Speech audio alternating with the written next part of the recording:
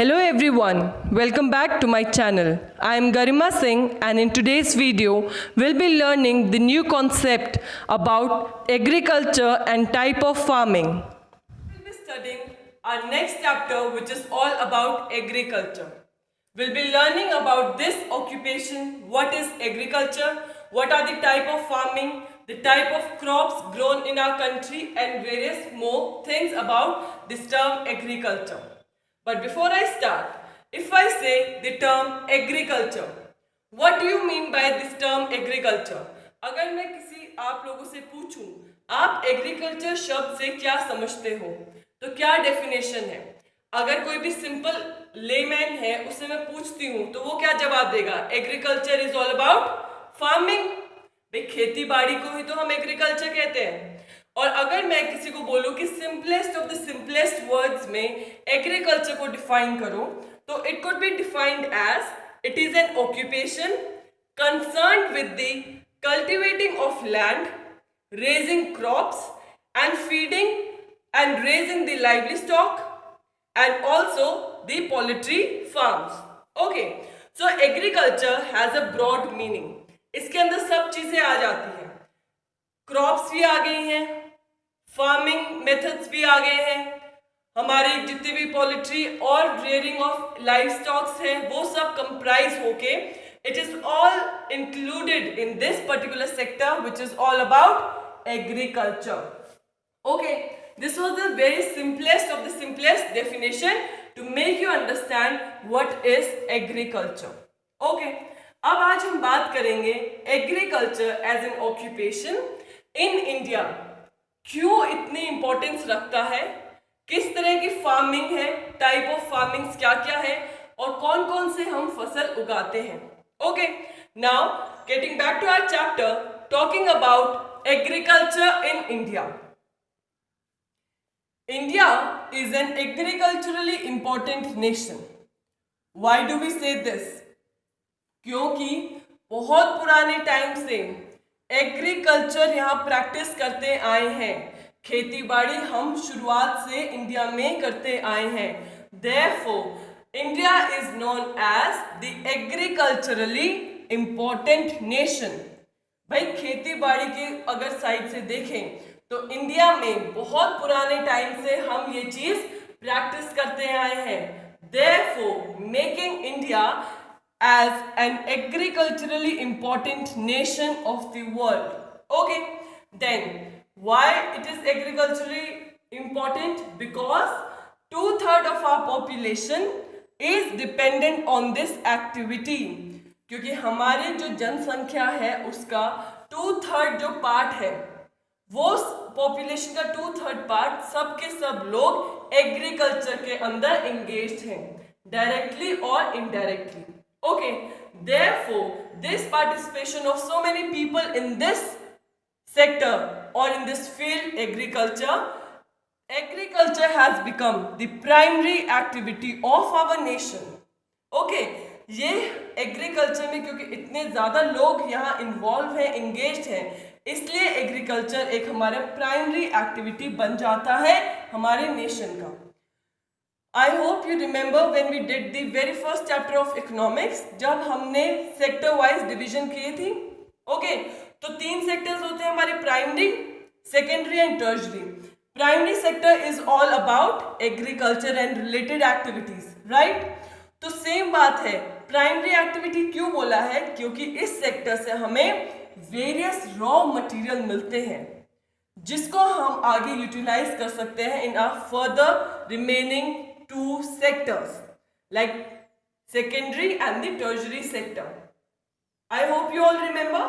Now moving ahead, why agriculture is called the primary activity? Because this sector is producing most of the food that we consume. एक तो बहुत ज़्यादा खाने के लिए जो हमारा फूड है वो इसी सेक्टर से आता है, जो हम अपने डे टू डे लाइफ में कंज्यूम करते हैं. फॉर एग्जाम्पल, सबके घर में wheat is the staple food. रोटी तो सब खाते हैं, गेहूं का आटा सबको चाहिए. अब जो लोग इस चीज़ से रिलेटेड हैं एग्रीकल्चर से या नहीं है, फिर भी वीट तो रिक्वायर है उनको भी, रोटी तो वो भी खाएंगे. Okay, therefore we all are dependent on this occupation which is the agriculture. तो एग्रीकल्चर पे हर कोई हमारे देश में इज डिपेंडेंट, चाहे वो डायरेक्टली एग्रीकल्चर प्रैक्टिस कर रहा है या वो एग्रीकल्चर प्रैक्टिस नहीं कर रहा है. So this is the very first reason why we call agriculture as a primary activity. Okay. Other reason why we call agriculture as primary activity is because it produces raw material for other sectors. इस sector से जो हमारा primary sector है which is all about agriculture and related activities, इस sector से बाकी sectors के लिए रॉ मटेरियल जाता है. ओके, जैसे सेकेंडरी सेक्टर है, it is all about industries. तो वो क्या करेगा सेकेंडरी सेक्टर, प्राइमरी सेक्टर से हमारा रॉ मटेरियल लेता है and then it changes into the useful things. For example, primary sector से हमने लकड़ियां खरीदी, we bought wood. Okay, उस wood को हम modify करके we have made furniture जिसको हम यूज करेंगे. Okay, तो this is the reason why agriculture is very important for our nation, and this is why agriculture is also called as the primary sector and also is the primary activity of our nation. And also this is the very reason why India is also called agriculturally important nation. I hope till now the concept regarding the agriculture thing is clear to you all. Also another important feature about agriculture and why it is very important to us, because we get products like tea, coffee, spices, etc. which the India is known worldwide for. is being exported to other nations of the world. India बहुत सारे products like tea, coffee, मसाले, इन सब चीज के लिए पूरे विश्व में जाना जाता है. और हम ये कुछ प्रोडक्ट्स है जो हमें कहाँ से मिलते हैं, from the agriculture. Okay, farming से ही तो हमें मिलते हैं ये सब चीजें. हम उगाए ना, कल्टीवेट ही ना करें तो कहाँ से उपजाऊ पैदा होंगी. अगर हमारे पास फसल क्रॉप्स ही नहीं होंगे, ये हमारे पास कमर्शियल प्रोडक्ट्स ही नहीं होंगे तो हम बेचेंगे क्या और कमाएंगे क्या. Therefore, another important factor about agriculture is we get products like tea, coffee, spices, etc. that we export to the remaining part of the world and generate income from these products. And all these products come from the agriculture only. I hope this point is clear to you all. Now let's move ahead on the types of farming. अब किस किस तरह की farming हो सकती है. तो हम खेती की बात करते हैं तो खेती के अंदर भी there are different categories. Okay, तो हम अब उसके बारे में ही डिस्कशन करेंगे. Talking about the types, first let's understand that अभी हमने पढ़ा that agriculture is an age old activity. कोई नई एक्टिविटी नहीं है जो हमारी कंट्री में हो रही है. This is a very old activity that we have been practising since years now. Okay, बहुत सालों से ये काम करते आ रहे हैं, खेती बाड़ी के लिए जाना जाता है हमारा देश. ठीक है, तो आपने देखा है टाइम के साथ सब चीजें चेंज होती हैं. देयरफॉर कल्टीवेशन मेथड्स में भी चेंज आया है विद टाइम. ओके, तो जैसे जैसे टाइम इवॉल्व होते गए, हम लोग भी इवॉल्व होते गए, न्यू मेथड्स आते गए, न्यू टेक्निक्स आती गई, न्यू कल्टीवेशन मेथड्स आए. फार्मिंग करने के तरीका अब चेंज हो गया है.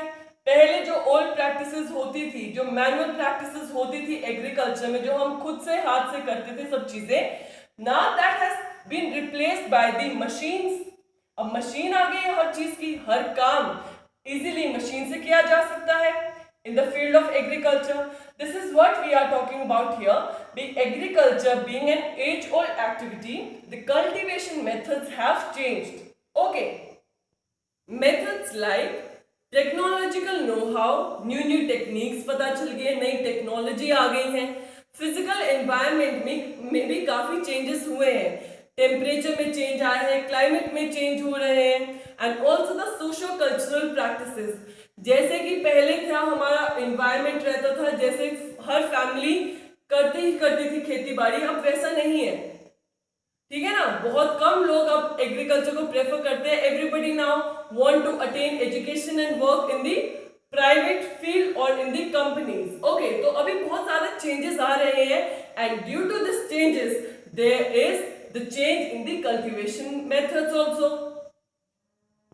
Also, we'll talk about earlier हमारी जो type of farming जो हम करते थे, it was all about the subsistence farming. When I say subsistence farming, it means हम फसल उगा रहे हैं और खुद ही कंज्यूम कर लेते थे. ओके, इतनी ही उगाई कि हमारा पेट भर सके. That is called the subsistence farming. अब वो चेंज होके a new type of farming has been introduced which is all about the commercial farming. Commercial farming मतलब अब हम कुछ पार्ट तो अपने कंजम्पशन के लिए रखते हैं और उसमें से कुछ पार्ट हम सेलिंग के लिए रखते हैं. ठीक है, हम बचे हुए पार्ट को जितना हमें कंज्यूम करना उतना रखते हैं and remaining part one goes to the market and sell it off. Market में जाके बेच देता है in order to generate money from this farming. Okay, so change में हमने क्या देखा? The subsistence type of farming has now changed into the commercial type of farming. Okay, also in subsistence farming पहले हम सिर्फ वो फसलें उगाते थे जो हमें खुद को कंज्यूम करनी है, जो हमें खुद को चाहिए होती थी. Okay, but due to the change it has change into the commercial type of farming.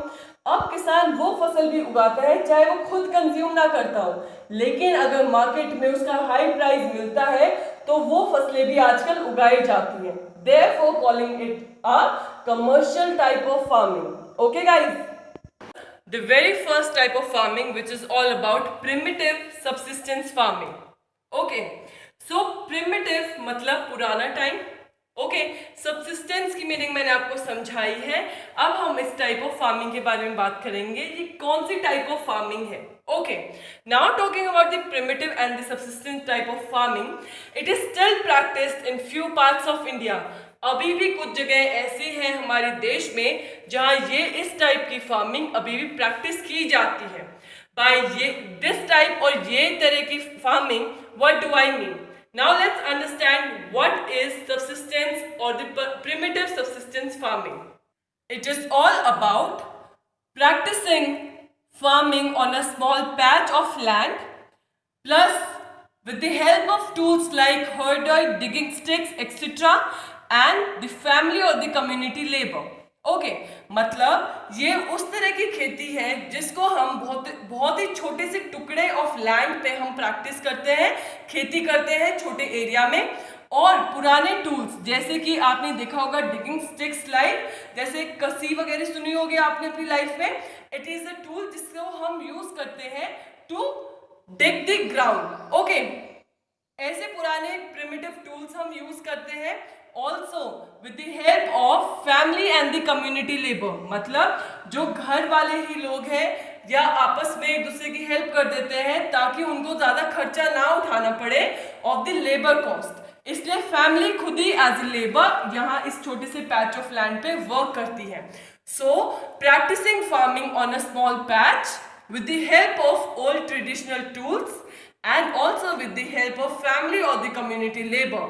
So this type of farming is termed as the primitive subsistence farming. Just to give you guys an idea about the tools, I have tried making some of the tools here.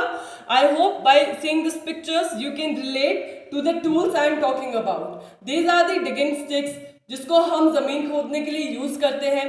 ये हमारा this is one tool which is used for cultivating the land, खेत बहाने के लिए. And this is the tool like Bulo carts which has been used by the people for transporting their goods from one place to another.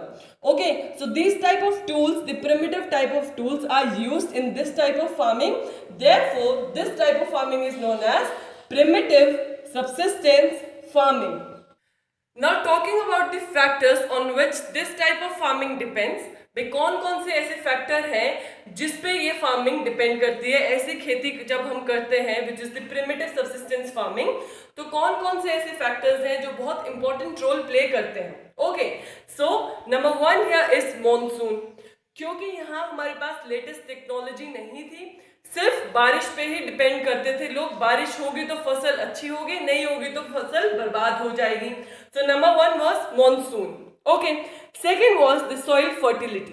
भाई क्या किस तरह की soil है, We have discussed our different type of soil in our previous chapter. तो वहां हमें पता चला था कि सॉइल बेसिकली बहुत इंपॉर्टेंट है किसी भी फसल को उगाने के लिए, राइट? अगर हमारा सॉइल फर्टाइल है तो अच्छी प्रोडक्शन ऑफ क्रॉप्स होती है, सॉइल फर्टाइल नहीं है तो हमारी production of grains will be less. Therefore, another major factor here in this type of farming is the soil fertility. Okay, and also other important factor here is the environmental condition. भाई हमारी environment में condition कैसी है, temperature कैसा है, climate कैसा है, is the other environmental condition favourable for the crop production? क्योंकि हर क्रॉप हर जगह पे नहीं उगाई जाती, राइट? हर फसल को पर्टिकुलर कंडीशन होती है, टेम्परेचर इतना होना चाहिए, क्लाइमेटिक कंडीशन ऐसी होनी चाहिए, या उसके लिए एक प्रॉपर सॉइल होना चाहिए. तो these are the factors which result into the production of a crop. तभी तो फसल की उगाई जाती है. And if we see in case of India from our northern top to southern most top, तो क्रॉप की जो वेरिएशन है, प्रोडक्शन है, इट वेरीज. जो हमारी नॉर्थ में उगाई जाती है वो हमारी क्या होता है साउथ में ना मिलती हो हमें फसल, या साउथ वाली फसल हमें नॉर्थ में ना मिलती हो, right? So these are the factors like monsoon, environmental condition and soil fertility which is responsible for the production of a crop. Therefore, talking about the primitive subsistence farming, these are the factors which play an important role in determining the type of farming. The primitive subsistence farming is also known as slash and burn agriculture. This line is very important. Listen to the explanation of slash and burn agriculture because this is one of the most probable question that you can get in your board exam. Okay, question आ सकता है which type of farming is known as the slash and burn agriculture, or give us the name of other name for the primitive subsistence farming. Or explain what do you mean by slash and burn agriculture. Okay, so these are the different type of questions that can come from this topic. So listen to it very carefully. Now talking about the slash and burn, as the name only suggests, पहले farmer इसमें क्या करता है? Suppose farmer ने एक small piece of land पे cultivation की. Okay, now he cultivated the crop and produced some of the crops for the self consumption. खुद को जितना चाहिए था उतनी क्रॉप उगाई इस छोटे से पीस ऑफ लैंड पे. Okay, now once the production is done, जब उसकी फसल पक के तैयार हो गई, उसके पास आ गई, तो उसने देखा कि लैंड की फर्टिलिटी जो है it has decreased. In order to restore the fertility of this soil and the natural water of this land, he will now clear the land and leave it for some time.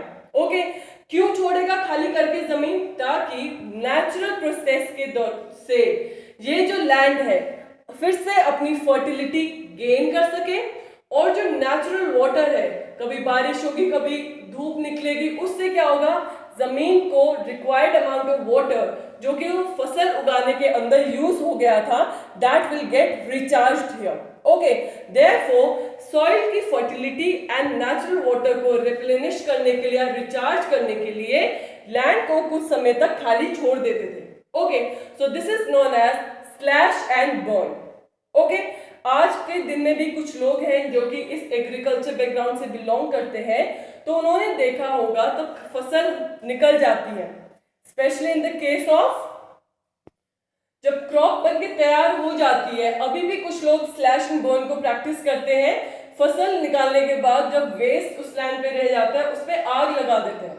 Okay, तो वो जो waste है वो जल के राख हो जाती है, और वो राख थोड़े दिन के लिए जमीन के ऊपर ही रहने देते हैं, so that the land gets recharge by the natural process. Okay, this is all about slash and burn agriculture. Talking about this type of agriculture, there are two more important points. Number one here is the fertility is low. क्योंकि बहुत time लगता है एक land को, एक natural resource को to get recharge, तो यहाँ फर्टिलिटी थोड़ी कम ही रहती है. And also there is no use of chemicals and fertilisers in this process of agriculture. किसी भी तरह की केमिकल या फर्टिलाइजर्स का यूज नहीं करते हैं हम लैंड पे, therefore leading to the low fertility, and also it is a very long process, therefore leading to the less of the generation of the food grains. Okay, I told you this is very important, the different names for primitive subsistence farming. Guys, there are so many names. I would suggest you to take it down on a piece of paper or write down in your book or mark it in your book, so that every time you are revising this chapter you go through this name. Okay, also I understand it is very difficult for one student to memorize all the name in one go. Therefore, I will focus on revision. While revising your chapter, again and again go through this name so that your brain starts registering this name. And if you encounter any question regarding the different name in your exam, you can easily figure it out. This was the thing which I read while studying the primitive subsistence farming. Okay, so the different names for primitive subsistence farming, we'll be talking about India as well as the parts of the world. Okay, so Jumming, it is known as Jumming in the northeastern states like Assam, Meghalaya, Mizoram and Nagaland.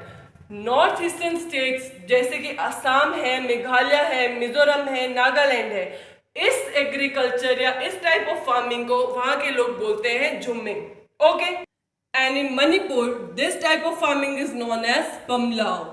Okay, now moving ahead of let's talk about the different region like the Bastar district of Chhattisgarh and the islands of Andaman and Nicobar. This type of farming is known as Deepa.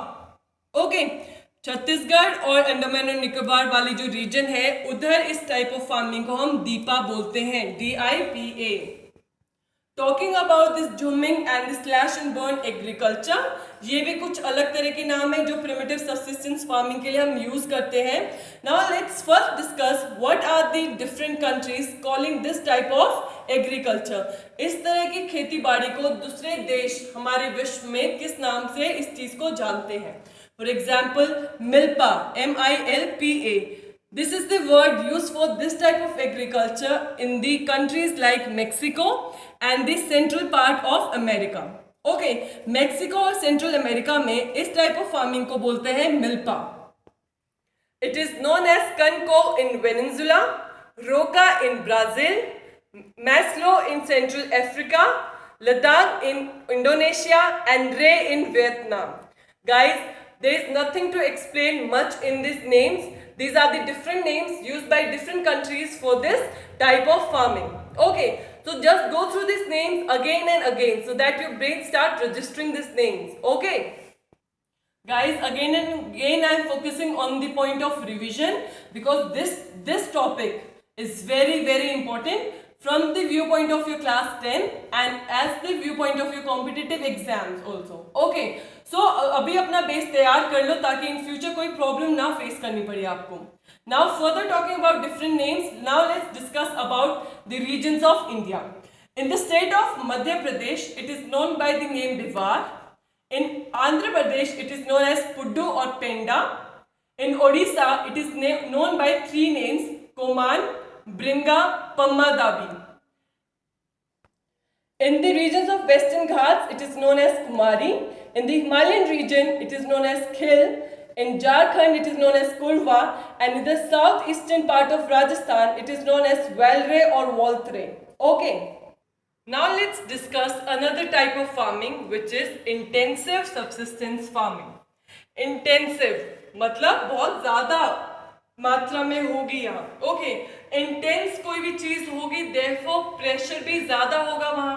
Okay, therefore this is the type of farming which happens in the area of high population pressure on land. ये उन जगहों में होती है जहाँ population का बहुत ज्यादा लोग वहाँ रह रहे हैं और उनका बहुत ज्यादा प्रेशर रहता है लैंड पे. Okay, intensive as the name only suggest, बहुत इंटेंस रहेगा यहाँ.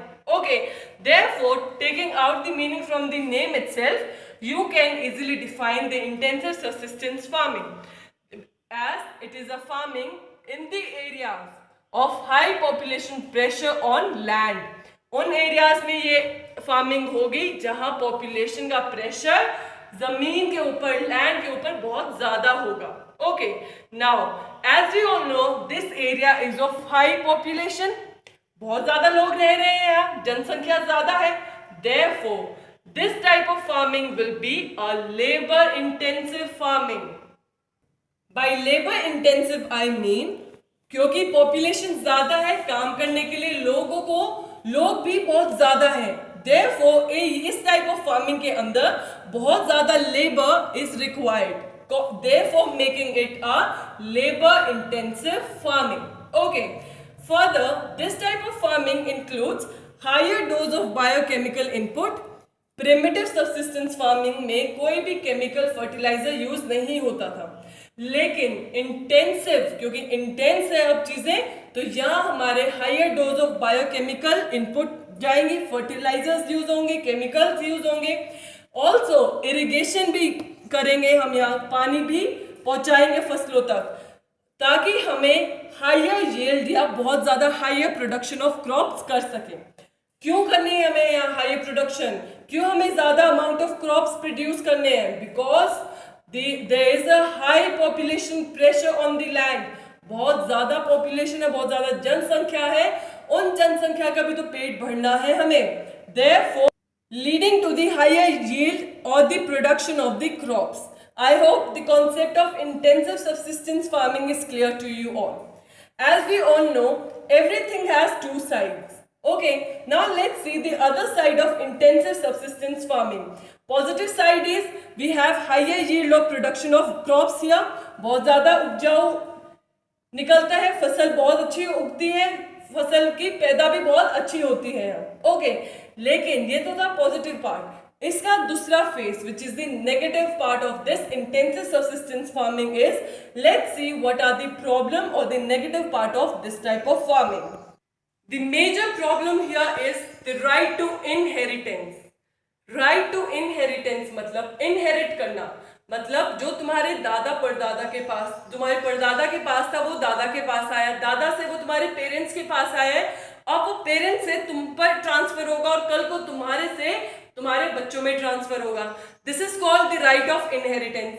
क्योंकि फैमिली के अंदर बहुत ज्यादा बच्चे हैं थे, ठीक है ना. एक जैसे पुराने जमाने में देखते हैं काफी भाई बहन होते थे एक फैमिली में. ओके, तो उसकी वजह से राइट टू इनहेरिटेंस. अब तब जमीन उतरवाई जाती थी, भाई आने वाले जनरेशन के नाम करेंगे हम जमीन को, तो जमीन की डिवीजन बंटवारा हो जाता था.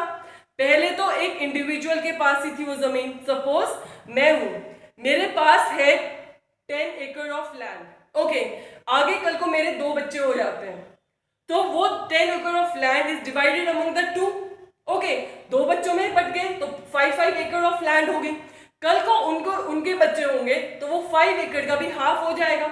Therefore, this right to inheritance is leading to the division of land among the successive generation. Right to inheritance की वजह से जमीन का बंटवारा हो रहा है कमिंग जनरेशन में, जिसकी वजह से land is divided into smaller piece of land. Okay, and therefore leading to the land hold size decreasing. जमीन का साइज डिक्रीज हो रहा है. But after all of this problem, the farmer is still able to generate maximum of the profit out of the limited land. भाई जमीन चाहे कम क्यों ना हो, फिर भी farmer is making 100% of it and generating the profit out of it. एक और दूसरी प्रॉब्लम यहाँ ये है कि दूसरा कोई ऑल्टरनेटिव नहीं है उनके पास काम करने के लिए. Therefore the population is here engaged in the agriculture activity. सरकारी नौकरियां नहीं है या प्राइवेट फील्ड में भी नौकरी नहीं मिल रही है, तो they end up working in the agriculture sector. Now these were the problems which is leading to the high pressure of population on land. अब आपको समझ में आया होगा कि वो high population pressure of land का मतलब क्या था. This was the all about the explanation of high pressure of land. भी कैसे लैंड के ऊपर इतना पॉपुलेशन का प्रेशर पड़ता है. Okay, now let's discuss another type of farming which is the commercial farming. Okay, जब हम डे टू डे लाइफ में कमर्शियल वर्ड का यूज करते हैं, कमर्शियल मतलब something which will be selling and generating profit out of it. Okay, भाई commercial use, पैसे कमाने के लिए हम करेंगे. Therefore, this is the same. The commercial farming, अब खेती in order to generate money out of it. Okay. So in this type of farming, high dose of modern inputs are used. For example, high yielding variety of seeds. HYV seeds use करते हैं ताकि production जो crops की भरमार amount में हो. Okay, also बहुत ज़्यादा केमिकल्स यूज करेंगे, इंसेक्टिसाइड्स यूज करेंगे ताकि कोई भी इंसेक्ट फसलों को खराब ना कर सके, पेस्टिसाइड्स यूज करेंगे. ये इन सब चीज़ों को हम क्यों यूज करते हैं, इतना high dose of modern input क्यों है इस टाइप ऑफ फार्मिंग में? In order to generate the high yield. Yield मतलब बहुत ज़्यादा आउटपुट प्रोड्यूस करना चाहते हैं. Okay, and the degree of commercialization varies from one to another region. Degree of commercialization vary मतलब हर क्रॉप, अगर हम all the region of India के बारे में बात करें, क्या पता कोई क्रॉप एक रीजन में फॉर द कमर्शियल पर्पस उगाया जाता है ताकि उससे इनकम जनरेट हो जाए. दूसरे रीजन को देखेंगे तो क्या पता वो चीज़ वहाँ एक सब्सिस्टेंस फार्मिंग है, इसलिए उगाया जाता है क्योंकि स्टेपल फूड है, लोग उसको कंज्यूम किए बिना नहीं रह सकते. Okay, therefore the degree varies from one place to another. For example rice, तब हम चावल की बात करते हैं, धान की बात करते हैं in the state of Haryana and Punjab. It is the commercial crop. ये ऐसा फसल है किसान इसलिए लगाते हैं क्योंकि साल में इसी फसल के दौरान उनके पास कुछ रेवेन्यू जनरेट होता है, कुछ सरप्लस बचता है. Whereas if we talk about in the case of Odisha, rice is a subsistence type of crop. लोग खुद की कंजम्पशन के लिए ही उगाते हैं. Okay, therefore what I meant by degree of commercialization vary from one region to other region is this only. भाई जगह जगह पे डिपेंड करता है, जगह के हिसाब से one crop can be a commercial crop and the same crop in the different region can be a subsistence crop. Okay, now further talking about the commercialisation of crops और commercial farming, we have plantation. Plantation is another form of commercial activity.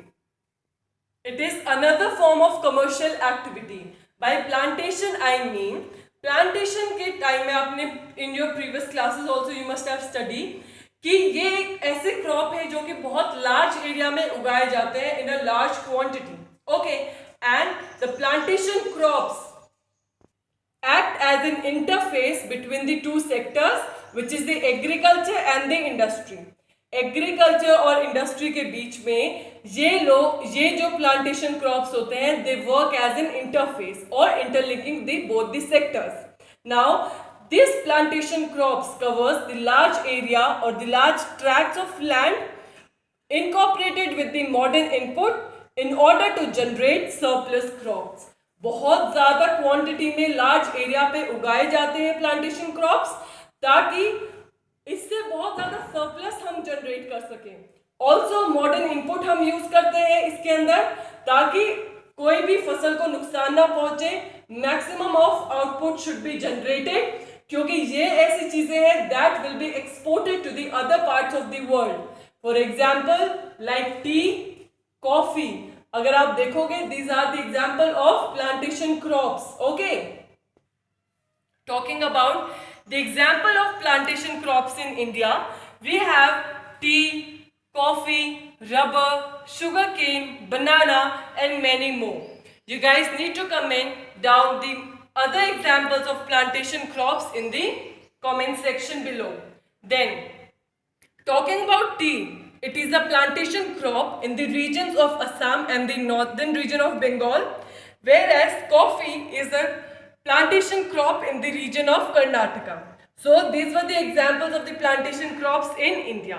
Now getting back onto the plantation crops, here the production is mainly carried out for market purpose. As the name only suggests, commercial farming. Commercial मतलब market के लिए होगी. Okay, so here the production is mainly for market purpose and अगर उस फसल को, उस जो हमने क्रॉप्स निकाले, जो आउटपुट मिला है हमें फार्मिंग से, उसको अगर हमें मार्केट और इंडस्ट्री तक पहुंचाना है, therefore we require a well transport network. Transportation system भी अच्छा होना चाहिए ताकि जल्दी से हमारा आउटपुट मार्केट तक पहुंच जाए। Therefore here in this type of farming, industries and market play a very important role. Okay, so market and industry are playing a very important role here in the commercial type of farming. So that's it for types of farming. We have covered the primitive subsistence farming, the intensive subsistence farming, and the commercial type of farming. Also we have learned about the agriculture. भाई agriculture की meaning क्या है, उस agriculture sector इतना important क्यों है, और as an occupation वो क्या रोल प्ले करता है in a country like India. Okay guys, it's time to tone up your brain. Basically this section is for all of you watching this video so that you can figure it out what all you have learned from this video. Okay, and the rules are same. You need to answer along with your name in the comment section. Okay, so number one question for the day is define primitive subsistence farming, intensive subsistence farming, and the commercial farming. You guys need to define all of these terms, type of farming in your own words in the comment section. And the second question for the day is give 4 other names for slash and burn agriculture. Let's see how many names you can remember from the above given list in this video. Okay guys, do not forget to mention your name along with your comment. And also guys, that's it for today's video. Thank you so much for watching, and do not forget to like, share and subscribe to my channel, as it will mean a lot to me. Thank you so much.